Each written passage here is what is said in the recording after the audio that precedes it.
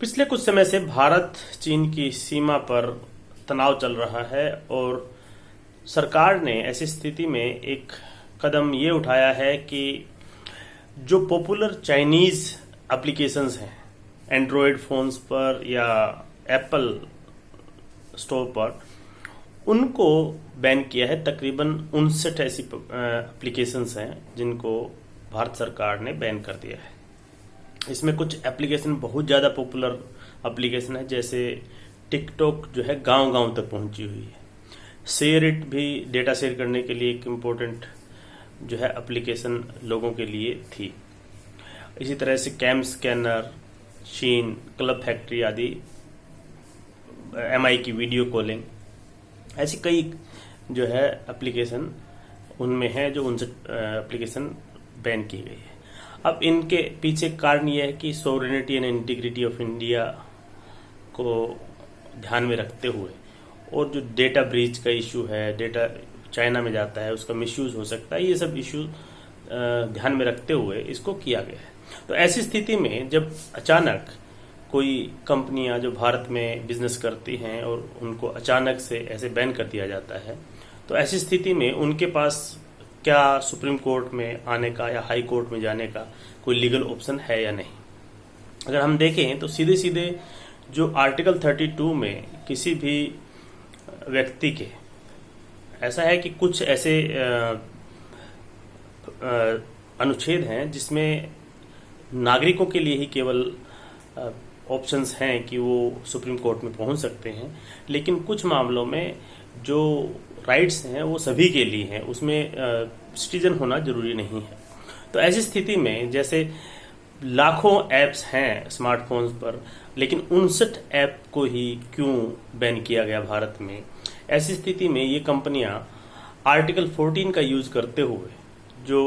Equality before law and equal protection of law की बात करता है, उसमें आर्टिकल 32 के तहत सुप्रीम कोर्ट में सीधा इस बात को चैलेंज कर सकती है कि इसमें इक्वलिटी के जो कंसेप्ट को वोलेट किया गया है। लेकिन चूंकि एक दूसरा प्रिंसिपल ये भी है सुप्रीम कोर्ट के पास, जो पीछे के 70 साल के हम इतिहास को देखें तो ये भी है कि जब कभी भी अगर कोई रीजनेबल क्लासिफिकेशन के साथ और कोई ऑब्जेक्ट अचीव करने के लिए जो लेजिस्लेशन या जो उसके लिए व्यवस्था की गई है उसमें अगर नेक्सस हो तो वो एक वैलिड रीजनेबल क्लासिफिकेशन हो जाता है। और इस केस में जहां पर डेटा ब्रीच और sovereignty, integrity, security of state का इशू है, तो वहां पर जो सिक्योरिटी एजेंसीज के फीडबैक के बाद ही ऐसा किया गया है। तो इसमें एक रीजनेबल क्लासिफिकेशन का ऑप्शन जो है उसमें उनको लगता नहीं है कि कोई बेनिफिट मिलेगा। दूसरा, जैसे कभी भी कोई ट्रेड, बिजनेस या प्रोफेशन को कैरी आउट करने के लिए जो फ्रीडम हमारे पास होती है वो आर्टिकल 19 में दी गई है, उस पर कुछ रिस्ट्रिक्शंस भी दिए गए। लेकिन आर्टिकल 19 की जो फ्रीडम होती है वो सिटीजन्स के पास होती है। सिटीजन्स या फिर जब कंपनियां उसमें इंप्लीड होती हैं तो वो उस स्थिति में हो सकती है जब कोई सिटीजन